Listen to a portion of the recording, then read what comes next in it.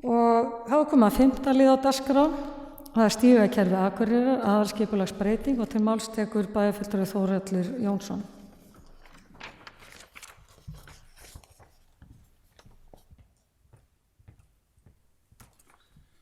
Forseti, bæjarfulltrúar, liður 1 í fundargerð skipulagsráðs dagsettis 31. október 2018 lögð fram í samræmi við 1. málsgrein 30. greinar skipulagslaga til að lýsingu fyrir breytingu á aðalskipulagi Akureyrar 2018-2030 vegna endurskoðunar á stígakerfi innan sveitarfélagsins.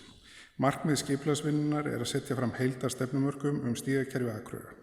Á fundinn mætti Anna Kristín Guðmundsdóttir frá Teiknistofu Norðurlands og kynnti verkefnið. Núverandi stöðu og næstu skref.